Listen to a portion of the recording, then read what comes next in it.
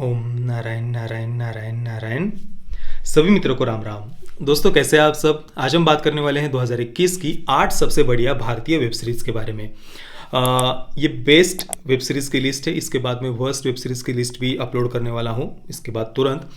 अ, आज ही अपलोड कर दूंगा, चिंता मत करिए। देखिए, वेब सीरीज़ की बेस्ट और वर्स्ट की लिस्ट बनाने का ये हमारा पहला वर्ष है। इससे पहले पिछले लगभग 4 वर्षों से हम केवल फिल्मों की बेस्ट और वर्स्ट की लिस्ट में अपलोड करता था, पर लॉकडाउन के कारण काफ़ी सारा समय मुझे मिला अलग अलग ढेर सारी वेब सीरीज़ देखने का। पहले मैं उतना वेब सीरीज़ देखना पसंद भी नहीं करता था, पर अभी आदत हो गई है काफ़ी बड़ी बड़ी वेब सीरीज़ देखने की भी। मैंने 2021 में करीब 32 हिंदी वेब सीरीज़ देखी और 5 रीजनल। तो इन 37 ये जो भारतीय सीरीज़ मैंने देखी है, इनमें से मैंने 8 नाम छाट कर निकाले हैं। जो बाहर की वेब सीरीज़ है, फॉरेन वेब सीरीज़ है, वो इससे भी कई ज़्यादा है। मतलब 50 वेब सीरीज़ है वो करीब, जिसके बारे में मैंने ऑलरेडी उन सब के नाम बताए हुए हैं।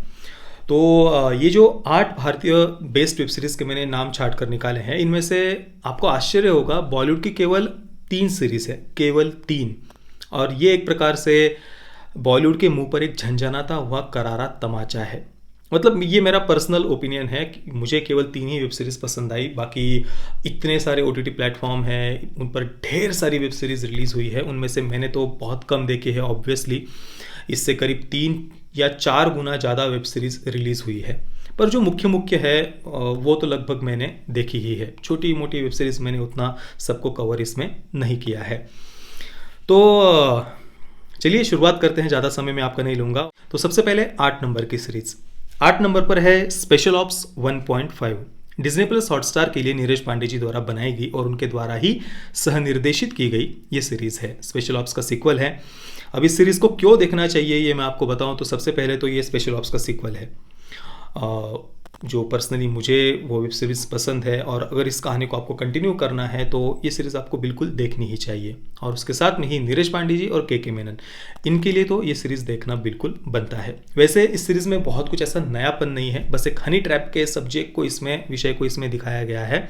उसके अलावा तो वैसा कुछ बहुत नयापन इस सीरीज़ में नहीं है, पर एक शॉर्ट और क्रिस्प सीरीज़ है, टू द पॉइंट सीरीज़ है। केवल 4 एपिसोड है छोटे छोटे, और उनमें भी कुछ ना कुछ हर समय होते जाता है। और देखिए, मैं हृदय से चाहता हूँ कि स्पेशल ऑप्स ये जो सीरीज़ है वो आगे भी चलती रहे, कंटिन्यू रहे, इसके और भी सीजन आए। और इसी कारण से मैंने स्पेशल ऑप्स 1.5 को इस लिस्ट में ऐड किया है। 12 नवंबर 2021 को डिज्नी प्लस हॉटस्टार पर ये सीरीज़ स्पेशल ऑप्स 1.5 रिलीज़ हुई थी। अब इसके बाद में 7 नंबर पर है ग्रहण। डिज्नी प्लस हॉटस्टार पर 24 जून 2021 को इसे रिलीज़ किया गया था। इसमें लगभग 45 से 55 मिनट के 8 एपिसोड्स हैं। और अगर तांत्रिक दृष्टि से हम देखें, टेक्निकली अगर हम देखें तो 2021 में बने हुए सबसे बढ़िया कंटेंट में से ये एक है। यानी टेक्निकली ये वेल मेड है, परफॉर्मेंसेस इसका एक सबसे बड़ा प्लस पॉइंट है, और ये एंगेजिंग है। शुरुआत से आखिर तक हमें अपने साथ में बांध कर रखती है, और इसी कारण से मैंने इसे इस लिस्ट में ऐड किया है। पर इसकी एक बात मुझे पसंद नहीं आई थी, और वो ये कि 1984 में जो सिख भाइयों का नरसंहार हुआ था, उसका आरोप जिस पार्टी पर है, जिस पार्टी के कार्यकर्ताओं पर है, उसे साइड में रखकर इसमें 1984 में हुए सिख भाइयों के नरसंहार को एक प्रकार से हिंदू वर्सेस सिख दिखाने का जो प्रयास किया है, जैसा मुझे लगा, जो मुझे सीरीज़ देखकर समझ में आया, तो उसे हिंदू वर्सेस सिख दिखाने का जो प्रयास किया है वो मुझे पर्सनली पसंद नहीं आया। बाकी तो टेक्निकली ये सीरीज़ ऑब्वियसली वेल मेड है, इसमें कोई संदेह नहीं। इसके बाद 6 नंबर पर है TVF की कोटा फैक्ट्री। इस सीरीज़ के सीजन 2 को 24 सितंबर 2021 को नेटफ्लिक्स पर रिलीज़ किया गया था। जो बात वैसे मुझे उतनी पसंद नहीं आई, क्योंकि देखिए, नेटफ्लिक्स एक बाहरी एंटरटेनमेंट प्लेटफॉर्म है, एक विदेशी OTT प्लेटफॉर्म है, और उसके पास कोटा फैक्ट्री जैसी सीरीज़ के राइट्स जाना, जो सीरीज़ पूरी तरीके से भारतीय क्रिएटर्स के द्वारा बनाई गई है, TVF के द्वारा बनाई गई है, तो उसके राइट्स नेटफ्लिक्स के पास जाना वैसे मुझे उतना पर्सनली पसंद नहीं आया। वैसे भी हमारी जो एंटरटेनमेंट इंडस्ट्री है उसे अगर हम देखें तो ज़्यादातर इस पर जो वर्चस्व है वो बाहरी जो बड़े बड़े प्रोडक्शन हाउस है उनका ही है, जो एक बहुत दुखद है कि हमारे देश के जो मूल कंटेंट क्रिएटर्स है, यहाँ के जो बड़े बड़े प्रोडक्शन हाउस है, उनके पास में ज़्यादातर इसके राइट्स होने चाहिए। पर अगर हम अभी OTT प्लेटफॉर्म्स को विशेषतः देखें तो वहाँ पर प्राइम वीडियो और नेटफ्लिक्स, इनका ही ज़्यादातर वर्चस्व हमें दिखाई देता है। तो कोटा फैक्ट्री की भी राइट्स नेटफ्लिक्स के पास जाना, ये मुझे पर्सनली उतना पसंद नहीं आया था। और टीवीएफ के कारण ही इस बेस्ट वेब सीरीज़ की लिस्ट में नेटफ्लिक्स का नाम आया है, नहीं तो शायद नेटफ्लिक्स इंडिया का नाम भी इस लिस्ट में नहीं आता। पर हाँ, वर्स्ट फिल्म्स की और वर्स्ट वेब सीरीज़ की लिस्ट में नेटफ्लिक्स का नाम जगह जगह पर है। तो कोटा फैक्ट्री का पहला सीज़न मुझे बहुत बहुत पसंद आया था, और इसका सीज़न 2 भी छात्र जीवन की समस्याओं के बारे में जो कुछ भी कहता है वो सब मुझे पसंद आया था, बस एक बात को छोड़कर। हस्तमैथुन के बारे में ये सीरीज़ जो कहती है या जो मार्ग युवाओं को दिखाती है वो केवल और केवल पतन का मार्ग है, पतन की खाई में युवाओं को एक प्रकार से ढकेलने वाला मार्ग है। इस पर मैंने पूरा अलग से एक वीडियो बनाया हुआ है, वो आप ज़रूर देखना। पर बाकी उस एक विषय को छोड़कर कोटा फैक्ट्री का सीज़न 2 भी मुझे पसंद आया था। इसके बाद 5 नंबर पर एक मराठी वेब सीरीज़ है, आप नाम समझ ही गए होंगे, MX प्लेयर की समांतर। स्वप्निल जोशी, नीतीश भारद्वाज, तेजस्विनी पंडित और साई तमनकर इसमें मुख्य भूमिका में है, और इसे मैं एक बिल्कुल ही अलग हटके ऐसे कंसेप्ट पर आधारित वेब सीरीज़ कहूँगा। मतलब कुछ नया हमें इसमें देखने को मिलता है और इसे बिल्कुल भी आप मिस नहीं कर सकते। सीज़न 2 भी मुझे उतना ही ज़्यादा पसंद आया जितना सीज़न 1 मुझे पसंद आया था। हालांकि सारे कैरेक्टर्स, सारी कहानी, उसका जो बेस है वो सीज़न 1 में उन्होंने क्रिएट कर दिया था, पर फिर भी सीज़न 2 हमें कहीं पर भी डिसअपॉइंट नहीं करता। सीज़न 2 भी हमें उतना ही एक नया एक्सपीरियंस देने में सफल रहता है। पर देखिए, इसके सीज़न 2 का ज़्यादातर जो बड़े बड़े क्रिटिक्स है उन्होंने रिव्यू तक नहीं किया हुआ।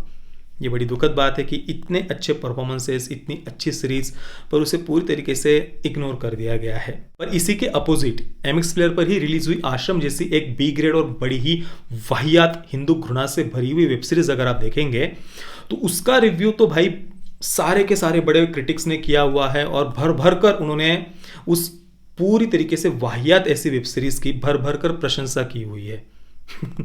मतलब कि इसको हम हिपोक्रेसी नहीं तो और क्या कहेंगे, आप ही बताइए। चलिए, वैसे समांतर के सीजन 2 को 1 जुलाई 2021 को MX प्लेयर पर रिलीज किया गया था। इसके बाद 4 नंबर पर है टब्बर, एक क्राइम थ्रिलर या फैमिली थ्रिलर हम इसको कह सकते हैं, और सच में थ्रिल करने में ये सीरीज कहीं पर भी कसर नहीं छोड़ती है। एक एक्सट्रीमली वेल मेड सीरीज मैं इसे कहूँगा। मैंने एक बार इसे देखना शुरू किया और बस मैं इसे छोड़ नहीं पाया, इसे पूरा किए बगैर मैं इसे छोड़ नहीं पाया था। 15 अक्टूबर 2021 को इसके 8 एपिसोड्स को सोनी लिव पर रिलीज किया गया था। इसकी जो टैगलाइन है ओनली फैमिली मैटर्स, उस पर मैंने इसके रिव्यू में डिटेल में बात की हुई है, उसे आपको ज़रूर सुनना चाहिए। चलिए, अब आते हैं हम 2021 की तीसरी सबसे बढ़िया वेब सीरीज की तरफ। तो 3 नंबर पर है एक तेलुगु साइंस फिक्शन सीरीज, जिसे 16 जुलाई 2021 को आहा OTT प्लेटफॉर्म पर रिलीज किया गया था, जिसका नाम है कुडी यदामैथे। इसके सीजन 1 में 8 एपिसोड्स है और ये एक साइंस फिक्शन सीरीज है। बस इतना ही आपको इसके बारे में पता होना चाहिए देखने से पहले। जितना कम आपको इसके बारे में पता होगा उतना ही ज़्यादा ये सीरीज आपको सरप्राइज करेगी। ढेर सारे सरप्राइज और ट्विस्ट और टर्न्स इस सीरीज में भरे हुए हैं, जो एक एक एपिसोड के साथ हमारी इस सीरीज को देखने की उत्सुकता बढ़ाते जाते हैं। अब दोस्तों, आप गेस करिए कि इसके बाद पहले और दूसरे नंबर पर कौन सी सीरीज होगी। देखते हैं कितने मित्र मेरे बताने से पहले ये सही से गेस कर पाते हैं कि मैंने पहले और दूसरे नंबर पर किस सीरीज को रखा होगा। कमेंट करना आप बिल्कुल भी मत भूलना। चलिए, अब 2021 की मेरे लिए दूसरी सबसे बढ़िया वेब सीरीज थी TVF की गुल्लक का सीजन 2। 15 जनवरी 2021 को इसके सीजन 2 को सोनी लिव पर रिलीज किया गया था, और मैं बस इतना ही कहूँगा कि गुल्लक को देखना मेरे लिए एक हृदय को शांति देने वाला अनुभव था। मतलब आप देखिए ना, एक सामान्य भारतीय मध्यम वर्गीय परिवार की ये कहानी उन्होंने इसमें दिखाई है। उनका रोज़मर्रा का जीवन, आपस का प्रेम, उनकी छोटी छोटी समस्याएं, छोटी छोटी महत्वाकांक्षाएं, ये सब आजकल हमें कहाँ देखने को मिलता है। आजकल तो जो गरीब या मध्यम वर्गीय परिवार होते हैं उनका यूज़ बस सो कॉल्ड टॉक्सिक पेट्रियार्की वगैरह दिखाने के लिए ही किया जाता है। तो इस प्रकार से ऐसे एक सामान्य भारतीय मध्यम वर्गीय परिवार की कहानी इसमें दिखाई गई है। यही एक रीज़न बहुत है इस सीरीज़ को मिस ना करने के लिए, इस सीरीज़ को देखने के लिए। और दोस्तों, इसके लिए हमें सबसे पहले TVF का ही धन्यवाद करना होगा। मतलब आप खुद सोचिए ना दोस्तों, इतने सारे OTT प्लेटफॉर्म्स है, इतने सारे कंटेंट क्रिएटर्स है, इतने सारे फिल्म मेकर्स है, पर उनमें से TVF ही एक ऐसा प्लेटफॉर्म है जिनका जो ज़्यादातर कंटेंट है उसके साथ इस देश के ज़्यादातर लोग अपने आप को जोड़कर देख पाते हैं, अपने आप को रिलेट कर पाते हैं। TVF ने यह दिखा दिया है कि दर्शकों को अपने साथ जोड़ने के लिए केवल प्रोपेगेंडा की या ज़बरदस्ती की कंट्रोवर्सी की या ज़बरदस्ती की निगेटिविटी की आवश्यकता नहीं होती है। इसके बिना भी करोड़ों करोड़ों दर्शकों को अपने साथ जोड़ा जा सकता है। ये हमारे इस लिस्ट की दूसरी टीवीएफ की सीरीज़ है और इसके बाद में जो 2021 की मेरे अनुसार जो सबसे बेस्ट वेब सीरीज़ थी वो भी टीवीएफ की ही है। इस सीरीज़ को पूरे 2,90,000 वोट्स के साथ IMDb पर 9.7 आउट ऑफ 10 स्टार्स की रेटिंग मिली हुई है। वैसे ये मैं आपको केवल बताने के लिए बता रहा हूँ, मेरे लिए ये चाहे कोई भी रेटिंग हो, IMDb की हो या अन्य कहीं की रेटिंग हो, वो बातें मेरे लिए बिल्कुल भी मायने नहीं रखती है। आप सभी जानते हैं कि मैं किसी भी कंटेंट को देखने के बाद जो मैं हृदय से फील करता हूँ वो मेरा अनुभव मैं ईमानदारी से आपके साथ शेयर करता हूँ। बाकी दूसरे उस कंटेंट के बारे में क्या सोच रहे हैं वो बातें मेरे विचारों को प्रभावित नहीं करती है, ये आप जानते हैं। मैंने सच में हृदय से इस सीरीज़ को पसंद किया था। इस सीरीज़ में सच में मुझे कमियां निकालने जैसा कुछ भी नहीं मिला था। आप समझ ही गए होंगे मैं किस सीरीज़ की बात कर रहा हूँ, टीवीएफ की एस्पेरेंट्स। वैसे एक कमी थी इस सीरीज़ में कि इसमें केवल 5 एपिसोड्स थे। मतलब इतनी छोटी सीरीज़, कम से कम 8 या 10 एपिसोड्स तो इसके होने ही चाहिए थे। ये सीरीज़ हमें जोड़ना सिखाती है, एक सकारात्मक दृष्टिकोण ये सीरीज़ हमें देती है। सपनों के पीछे भागने के लिए अपनों को छोड़ने की आवश्यकता नहीं होती, ये बात ये सीरीज़ हमें सिखाती है। बुजुर्गों का सम्मान करना सिखाती है, भौतिकता की अपेक्षा अध्यात्म का महत्व बताती है और दूसरों में कमियां निकालना छोड़कर खुद का आत्म परीक्षण करना सिखाती है, अपने आप को बदलना सिखाती है।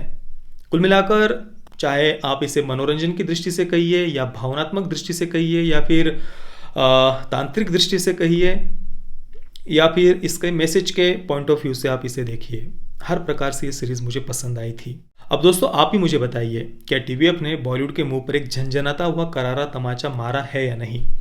2021 में आप ही देखिए इतनी सारी वेब सीरीज़ रिलीज़ हुई, हिंदी वेब सीरीज़, इतने सारे ढेर सारे अलग अलग प्लेटफॉर्म्स है, हर प्लेटफॉर्म पर ढेर सारी वेब सीरीज़ रिलीज़ हुई है। पर मुझे पर्सनली उनमें से बड़ी मुश्किल से मैंने ये 8 नाम छाट कर निकाले हैं। इन 8 में से भी 3 टीवीएफ की सीरीज़ है, एक मराठी सीरीज़ है, एक तेलुगु सीरीज़ है और बची हुई 3 केवल बॉलीवुड की सीरीज़ है। उसमें से भी जो स्पेशल ऑप्स है उसे आप देख ही सकते हैं कि पपेट मीडिया या फिर बड़े बड़े जो क्रिटिक्स हैं उन्होंने बिल्कुल भी कोई ज़्यादा महत्व नहीं दिया हुआ स्पेशल ऑप्स इस सीरीज़ को। इसी के अपोजिट अगर आप द फैमिली मैन को देखेंगे जो एक डीपली प्रॉब्लमेटिक सीरीज़ है मेरे ओपिनियन में, उसको अगर आप देखेंगे तो भाई पपेट मीडिया हो या बड़े बड़े क्रिटिक्स हो वो अभी भी उसे सर पर लेकर नाच रहे हैं। भाई कितने सारे वीडियोस और उसका टीज़र, पोस्टर, ट्रेलर रिलीज़ होने के बाद में कितने सारा उसका प्रमोशन वगैरह। पर स्पेशल ऑप्स को आप देखेंगे तो मतलब एक प्रकार से उसे पूरी तरीके से इग्नोर कर दिया गया है, ये हम कह सकते हैं। बस रिव्यू करना था इसलिए किया हुआ है, पर ऐसा कुछ खास उसको प्रमोट किया गया हो या उसकी प्रशंसा हुई हो, ये मैंने तो कम से कम नहीं देखा। तो इस 8 में से बड़ी मुश्किल से केवल 3 नाम ये मुझे मिले हैं, टब्बर, ग्रहण और स्पेशल ऑप्स 1.5। तो इसी से बॉलीवुड को समझना चाहिए कि भाई मतलब आप किस प्रकार का कंटेंट बना रहे हैं। केवल मेरा ओपिनियन में नहीं कह रहा हूँ, इस वर्ष रिलीज़ हुई जितनी ज़्यादातर जो वेब सीरीज़ है उनके ऑडियंस के रिव्यूज़ आप देख लीजिए, दर्शकों के रिव्यूज़ देख लीजिए सोशल मीडिया पर या IMDb पर आप जाकर, लोगों ने किस प्रकार से क्रिटिसाइज किया है, किस प्रकार से उनकी आलोचना की है। इतने सारे OTT प्लेटफॉर्म्स है, इतना मतलब स्कोप है बॉलीवुड के पास कि वो इस देश के करोड़ों करोड़ों लोग उन्हें अपने साथ जोड़ सकता है। उन्हें जोड़ना छोड़िए, ज़्यादातर कंटेंट हम इसी प्रकार का देखते हैं जिसके माध्यम से लोगों की भावनाओं को या तो पैरों तले रोनने का प्रयास किया जाता है या फिर इसी देश की संस्कृति की जड़ें काटते हुए हमें दिखाई दिए जाते हैं कुछ फिल्म मेकर्स, या फिर नक्सलियों को क्रांतिकारी दिखाना है और आतंकवाद को जस्टिफाई करना है और पता नहीं क्या क्या। पर एक ढंग की सीरीज़ जिसके साथ इस देश के लोग जुड़ पाए या परिवार के साथ बैठकर देख पाए, ऐसा कंटेंट ढूंढ कर भी मिलना मुश्किल है। इसी के अगेंस्ट कोरियन ड्रामा आप देख लीजिए, आज पूरे विश्व में इतनी सारी फिल्म इंडस्ट्रीज़ है, पूरे विश्व में, उसमें से कोरियन ड्रामाज ही इतने सारे सक्सेसफुल और इतने लोग उसे पसंद क्यों कर रहे हैं? क्योंकि उनमें आज भी फैमिली वैल्यूज़, एक परिवार का महत्व, एक सामान्य लोग, उनकी भावनाएं, उनकी इमोशंस, ह्यूमन इमोशंस, उनका सम्मान जिस प्रकार से वो करते हैं, ये सारी बातें हमें वहाँ पर देखने को मिलती है। हालांकि अभी नेटफ्लिक्स भी जिस प्रकार की कंटेंट लेकर के आ रहा है कोरियन ड्रामाज में, वो धीरे धीरे वहाँ पर भी एक बदलाव हमें दिख रहा है। पर हाँ, ज़्यादातर जो कोरियन ड्रामाज है वो अभी भी हम देखेंगे तो उसके साथ हम अपने आप को जोड़ कर देख पाते हैं, वो परिवार के साथ बैठकर हम देख सकते हैं। पर यह बात बॉलीवुड अभी भी समझ नहीं रहा, जबकि अभी भी बॉलीवुड के पास में बहुत स्कोप है, वो बहुत कुछ कर सकते हैं, पर उनका उद्देश्य एजेंडा कुछ और ही लगता है। अब दोस्तों इसके तुरंत बाद में 2021 की वर्स्ट वेब सीरीज की लिस्ट अपलोड करने वाला हूं, वो आप ज़रूर देखना। बाकी आपको 2021 में कौन सी वेब सीरीज सबसे ज़्यादा पसंद आई, मुझे आप नीचे कमेंट में अवश्य बताना। ये वीडियो देखने के लिए आप सभी मित्रों का बहुत बहुत धन्यवाद। जय श्री राम, वंदे मातरम।